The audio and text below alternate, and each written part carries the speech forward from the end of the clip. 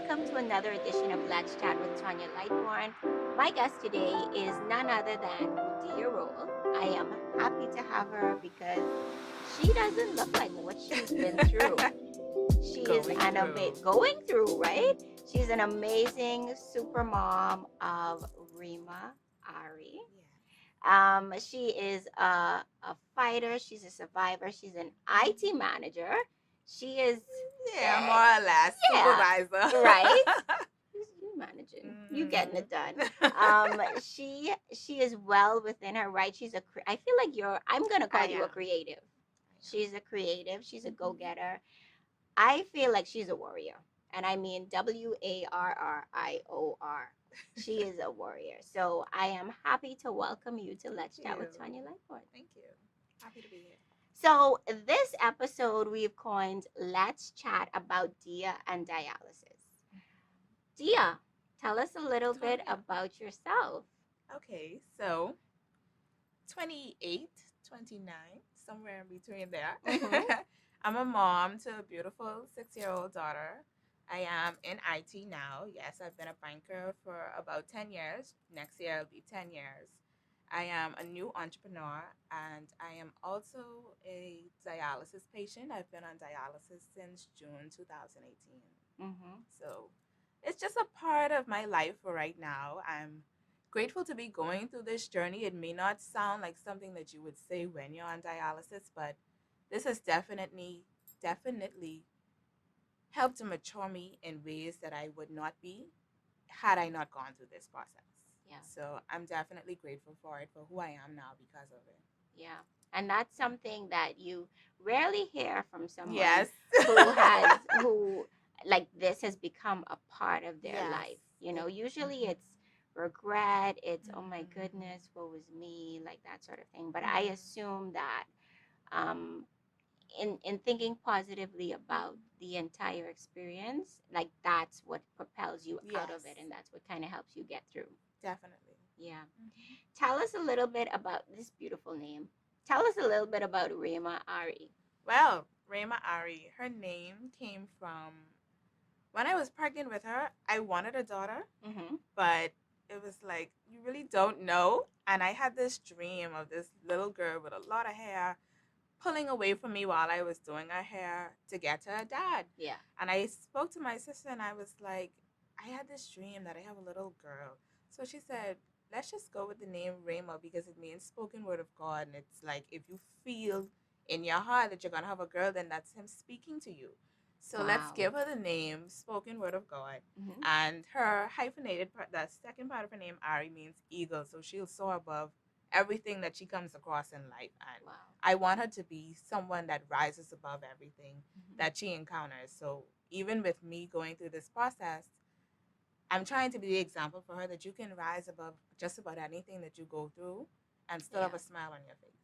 Wow. So yeah, she is definitely the light of my life, honestly. They say the best way to show kids is to be an example. Yes. So I feel like you are doing leading that. by example. Yeah. Definitely. How interestingly enough, how has your journey affected her, if in any way? Does she ask you questions? She's very aware. Yeah. And I say that because she'll say, Mommy, today is Sunday. So that means that my Grammy's going to be with me tonight because you have to go to dialysis. And she'll say, okay. So after that, that means that you're going to drop me to school on Tuesday because you don't have dialysis. So that means that you're going to fix my hair.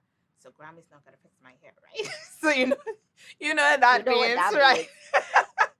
So she's very aware. And even when she prays at night, I say to her, we thank God in advance for things that He's promised us because we know that once we ask Him for it, it's already done. So she said, okay, God, I thank you for family. And I thank you for my friends. And I thank you for healing my mommy's kidneys. And I thank you for healing her dislocated and her fractured shoulder because I started the year off with a little accident. Yeah. So, she's very conscious in the things that she prays for. She's very conscious with everything that goes on. And even with our chores, if she sees me washing, she'll help me fold. Mommy, I can help you do this. Or Mommy, I can help you do that. Or Mommy, what can I help you do? So She Wow. is a blessing. She is a blessing. I always tell people it's like God knew just what I needed Mm-hmm. when He gave her to me. Mm-hmm. She Mm-hmm. is grateful. She is cheerful. She's happy. She's helpful. She's brilliant. Yeah. Absolutely brilliant. So she gets a little tapping every now and again because she Yeah. knows too much Of course. to not get it. Yeah. So she's Yeah. amazing, She's honestly. a mini you. She's a mini me. Yeah, God has a sense of humor You when He gives us understand? exactly what we prayed for, but Yes. also like a She's little one of us a running mini me around. at this stage. Yes. So she says things that I say, so I'm very conscious with how I say things to her, how I Mm-hmm. react to her, because I don't want her to take adult phrases and use them in her social Yeah. settings, Yeah. Mm-hmm. So, Mm-hmm. but it's a learning Yeah. experience through it all. And usually around this age or an extension of this age, they're still a sponge. Yes. Yeah. She's definitely a sponge. Yeah. So Soaking up everything. be very cautious. Yeah. Yes. That's amazing. Mm-hmm. So we want to dive right in because this time goes really fast. Mm-hmm. So we want to talk a little bit about your journey. And I want to from the time that it started, Mm-hmm. in a nutshell. Yeah, because it could And be very yeah, extensive. right. But just I guess the parts that you want to share with us that you're comfortable in sharing, Okay. and yeah, basically how you got here or how this journey began. Okay, so let's go back to that would be, I would say 2014, early 2015. It would be when I was pregnant with my daughter. Mm-hmm. I experienced a complication known as preeclampsia, where hypertension affects the body, and basically the pregnancy had a strain on my body. Mm-hmm. So my kidneys weren't functioning as they should. My feet were swollen. I had blood coming out in my samples. So there was some concerns. So my doctor at that point, my gynecologist, referred me to a nephrologist, and we would do different tests just to make sure that everything was okay. And after I had the baby, the hypertension did not subside.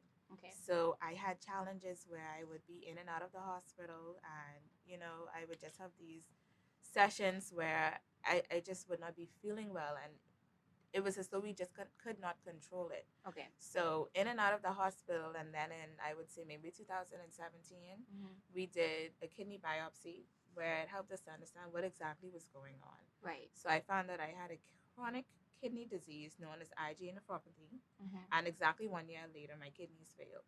Mm. So I tell everyone, I remember that day vividly. My mentor was standing next to me, and I was at work at the desk, and my doctor called me because I had missed my appointment the month before, and we did a quick little appointment, and I told him what was going on. I had these cramps that felt like my bones were breaking. I was bloating. Wow. I was very tired. My headaches, they just would not subside. And I know that I was under a lot of pressure from work. I was working a lot of projects. So I said, I just maybe need to take a break. Once this is over, I'll rest, recuperate, and I'll be fine. That wasn't the case. So when my doctor called me, he said, where are you? I said, I'm at work. He said, you need to be at the hospital right now. However you get there, you cannot drive. We can send the ambulance for you. Someone needs to take you, but you cannot drive because we need to talk about some things. Yeah. So went to the hospital. So he's trying to set me up for my catheter so I could do dialysis. And I'm like, hold on. What's really happening? Yeah. He said, you're experiencing kidney failure. All of these signs that you would have told me about, it's showing you that your kidneys are not supporting your body anymore. So I said, I'm not comfortable with this. So he allowed me to be in the hospital overnight. Okay. So that I would see what would happen. And I promise you, I wish I had listened to him. Yeah. But it allowed me to understand fully what my body was going through, because people say that you lose your pride when you have your baby. Oh, I lost my pride when I had kidney failure. Wow. So the nurses did things to me that, you're not really comfortable with people doing. So I had no control over my body and releasing, anything. Mm-hmm. So I vomited all night. I literally went from brown skin to dark like tar because the toxins just came to the surface of my skin. Wow. And as I would vomit, it was black because the toxins had risen up in my body. And this is now us just trying to get everything out. And it was a process. Yeah. And amidst all of that, I wasn't able to, how can I say, think for myself, Mm-hmm. talk for myself. So my sister was the one that interjected on my behalf and Mm-hmm. was able to help me to understand that there was a surgery that I needed to put a catheter in my heart to Okay. receive dialysis, and In I your didn't heart. in my heart. So this scar, where is it? Here. Yeah. This is from one of my many catheters. I had maybe about 3 or 4 during this journey, Okay. and it goes directly into your heart. And because of that, you're more susceptible to infections. Okay. So I've had a few, Mm-hmm. but I'm here now. I've been through quite a number of different things, but I'm grateful for life. If I can say, amidst everything that has happened to me, it has Yeah. definitely made me more grateful for life. Mm-hmm. I take every moment with my daughter to help her understand that mommy's going through something, but that doesn't take away from our relationship. That doesn't take away from me giving you all the love that you deserve, Right. giving you all the attention to help you with your homework and your Mm-hmm. projects. That's Mm-hmm. really for the parents. Yeah. Yeah. So, I'm just happy to be here, honestly, Tanya. Yeah. I can totally understand why. Definitely. When we come back from the break, we're going to talk a little bit more with Rudia about her journey, what her aha moments have been, moments when she's felt like this is an out of body experience. Lord, why me? And then on a more positive note, how am I going to start living with this? Yeah. We'll be right back. Showman E Bistro. Good vibes, great times, sexy cocktails, multicultural cuisine, comfort food, first class service. It's the Showman Experience. Live music weekly. Enjoy incredible food with amazing smiles. Showman E Bistro, where everyone is a star. We're back with my guest, Rudia Rolle, and we're talking about her journey through dialysis. For those that don't know, who may have family or friends that are going through something similar, but just may be totally unaware of what's really going on, tell us a little bit about dialysis. Okay, so dialysis is the process where the patient is attached to a machine, whether through a catheter or through some needles in your arm. And what the machine does is it takes the blood from your body. The machine removes the toxins, removes the extra fluid from your body, and then returns the blood to your body. So from the blood leaves within, I would say, 10 to 15 seconds, it's already returned to your body. Okay. So your body's never completely without blood. Got it. Because that would have been like my next question. Like, are you completely lifeless? No, like, you're what's not happening? completely lifeless. Yes. So by the time the blood comes out, it goes quickly through the machine and it comes right back. And Yeah. it continues that process for some persons 3 hours. For me, I Okay. do 4 hours. And it's just so the body isn't overwhelmed with removing the toxins, removing the fluid. So everything that the kidney does for our bodies, if your kidney isn't at functionality where it should be, then dialysis helps you to remove these toxins, impurities from your body, so to help you sustain a normal way of life as best as Right. possible. Right. Right. And what's I mean, that I paused because wow, that is a lot. A lot. And you have the scars to prove it. I have the scars to prove it. Wow, amazing. I mean, I feel like I'm just a regular mom, and this is a lot. This is a lot. Just being a mom is a lot. So I imagine, not even similarly, you lot. go through. Tell us, and you and we always chat. I always chat with my guests ahead of time, ahead of the sessions or episodes. Tell us a little bit about, or tell us what a day in the life of a dialysis patient is like, because you're a full-time mom. Everything. You work full-time. Your job or your portfolio comes with a certain level of responsibility. Right. Obviously, Rhema-Ari is your responsibility as well. You have to organize that. You have to organize dialysis. You have to just have a be new business. You have a new business. A You have lot. Whew. What is a day like in the life of a dialysis patient? I think everyone's day may be a little different Mm-hmm. because you can do dialysis at different times of the day. Okay. So my day starts at about 2:45 a.m. So I wake up at 2:45 a.m. on Sundays let's say Mondays, Wednesdays, and Fridays, Mm-hmm. so that I could mentally prepare myself. I don't want to just jump up and drive. So mentally prepare myself, have a cup of tea, say my nice prayer to God as to what I need from him today, Mm-hmm. because I cannot do this on my own. Yeah. So I wake up at 2:45, I say my prayers, I do what I have to. I go to dialysis. At what time? 3. 3. Okay. Shortly after 3, I try to get there because it's not a perfect 4 hours. Anything can happen. My pressure can drop.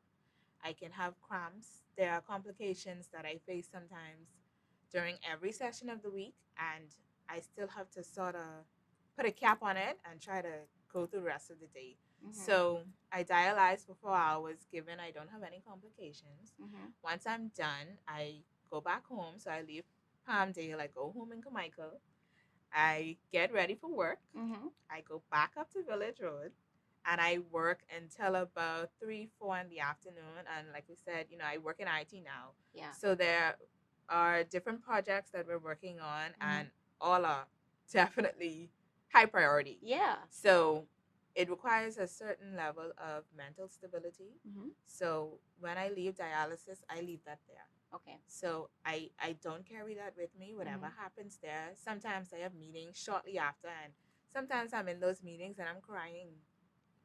No better way to say it. I'm crying because people look at me and they feel like, she's good, she's got this, but I break down. I feel like I cry a lot more during this chapter, and I use this chapter loosely because I would say within the last 12 to 18 months, Yeah. a lot has happened.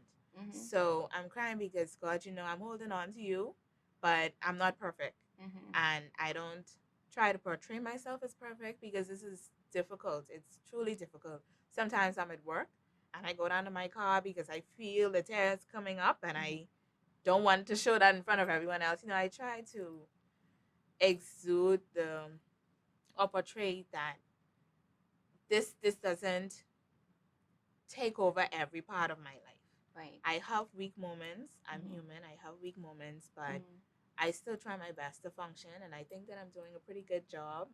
And when I do fall, I let people know that I've fallen. So Yeah. I have a community that I reach out to when I have things going on with me, so to help me, just remember that you got this. Yeah. We have our moments, but you got this. So I go to work, I leave work, pick up my daughter, we go home, do our homework, I give her some time and let her tell me about her day, who did what, who pushed who down, and that you have to listen. Yes. Yes, of course. And then we, spend some time, we say our prayers, we go to bed. Mm-hmm. And at this time, it's about what, 8? So I'm now working back into my workout schedule. So I'm going to work that back in. Awesome. Awesome. So I'm a lot more active now than I was before. I Mhm. had kidney failure. And then 2 in the evenings is when I put my time into my business. Okay. So Okay. it's a lot. Yeah, so say I I'm was just 24 gonna say, hours. you're doing a lot. You sure? Yeah. You And sound on like you're about Sundays, I do my 36 hours. my meal prep for the week. I do a couple of meals. So, it's just maximizing your time. Yeah, because So while I'm cooking, I'm Mhm. cleaning. Mhm. Not to cut you off. When No, I'm no. cooking, I'm cleaning, I'm washing, I'm doing all of these things because time is how we use it. And multitasking has become one of my strong points. Yeah, you multitask well. Yeah. Oh my goodness. It's a day in the life of. Okay. So let's pivot a little bit. Mhm. How have you been physically, mentally, emotionally? Physically, like I said, this is the most active I've been in Mhm. my 28, 29 years of life. Okay. So before this, I took a break. I jog a mile about 2 to 3 times in the week in the mornings. I exercise for about an hour, 5 to 6 days a week. And so physically, I'm definitely coming up. There were medications that I was on before that I'm no longer on because my body is responding well to exercise and Awesome. eating better. Mentally, like I said, I have my breaks. Mhm.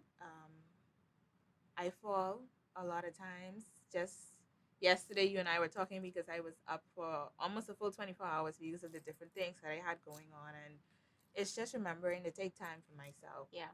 To mentally regroup. So sometimes I'll call into work and I'd say, listen, I need some vacation time coming up. I have to take a break, and just listening to my body now a lot more than I did before, because my body showed me signs when I had kidney failure coming on. Really? But Okay. my body showed me signs, but I didn't know how to interpret those signs because there were some multitude of things going on. You know, when you're working hard, your body starts to break down, and being able to differentiate between body breaking down and kidney failure, it's a Yeah. thin line. It's a Mm-hmm. thin line. So Right.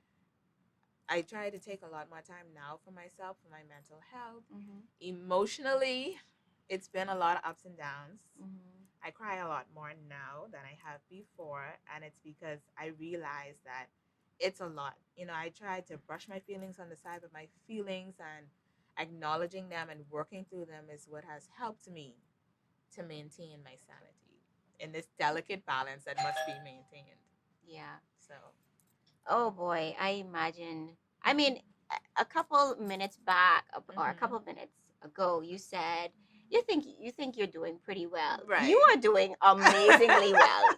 And obviously we're just going based on what you're sharing. Right. But I mean the fact that you're sitting here means that you're doing amazingly well. Thank you. I also feel like if you've gotten to a point where, okay, I'm exercising or I've put in some, I've worked towards exercising or I'm now at a point where I can exercise, Right. you can now meal prep, Mm-hmm. all those things. I mean, I sat in a chiropractor's office the other day and I saw a quote that said like the body is fully capable of healing itself. Yes. And chiropractors believe in obviously like little to no medications, almost like just bring your body back to good health Right. through, whatever methods they use. But if you're at this point now, I feel like you're doing well. We talk about life in the pandemic when we return.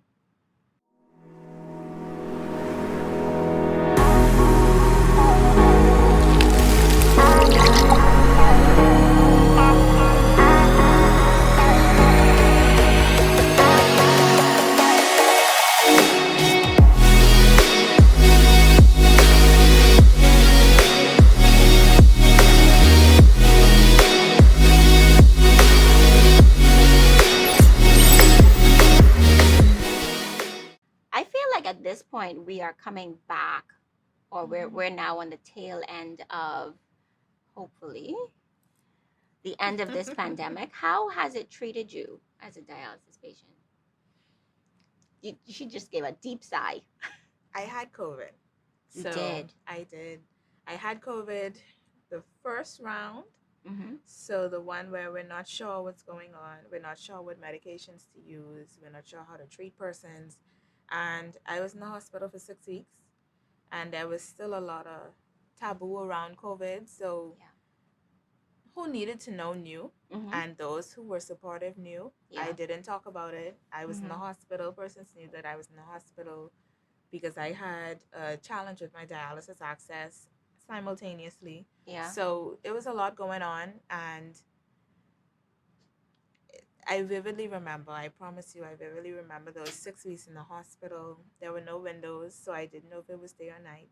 I couldn't Wow. see my family, and love is a integral part of recovery. Yeah. And I know that now because when I would be in the hospital, persons would come and visit, Mm-hmm. and I'm like, I'm just so tired. Yeah. But going through COVID, I realized that that was a part of my recovery. The love, the support, the hugs, and video calling isn't the same. It's not the same. And it's only recently that I found out. My mom said to me, she said it was so hard calling you while you were going through that, because looking at you, that's not the daughter that I know. Mm-hmm. And you're not sure what's happening. And we knew healthy persons that went into the hospital and didn't come out. And here it Yeah. is, my daughter's on dialysis.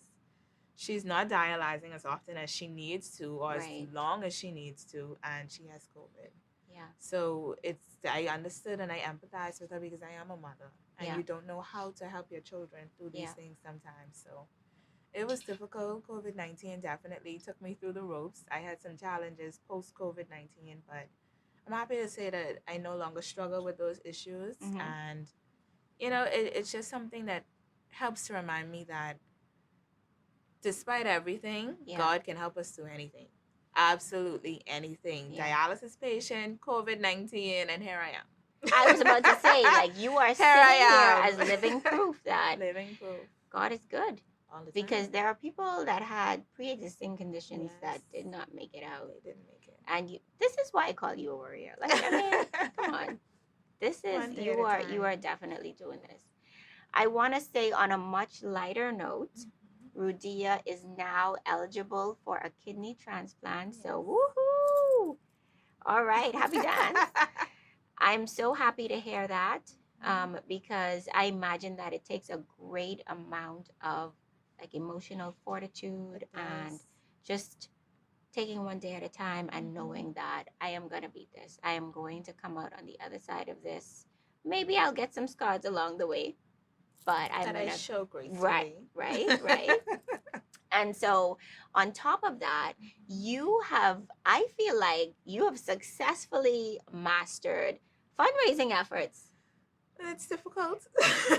It's difficult. Listen, you make it look easy. It's difficult. Yeah. So I've supplied Bank of the Bahamas some almost 300 staff with Team Dia shirts. So I embroider shirts. I sell the shirts. I have 2 fundraising events during the month of March, which consumes a lot of my time. Yeah.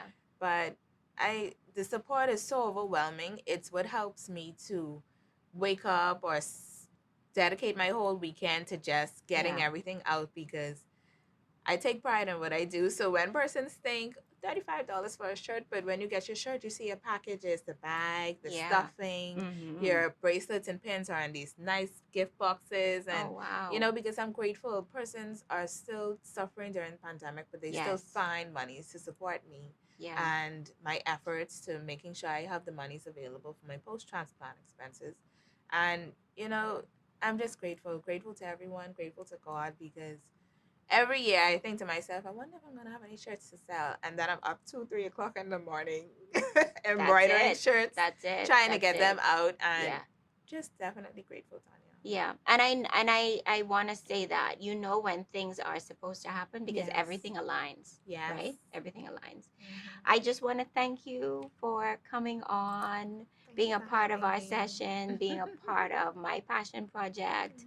I am super happy that you graced us with your presence. You are indeed a warrior. Please let everybody know where they can find you, how they can support you. And yeah. So I'm Rudia Rolle on Facebook.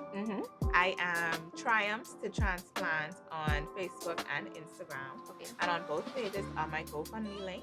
So if persons feel like they want to donate towards my post-transplant expenses, they can do so there, or they can contact me directly on Facebook or Instagram, and I'll be more than happy to share my banking details with them. Awesome. We're happy that you came.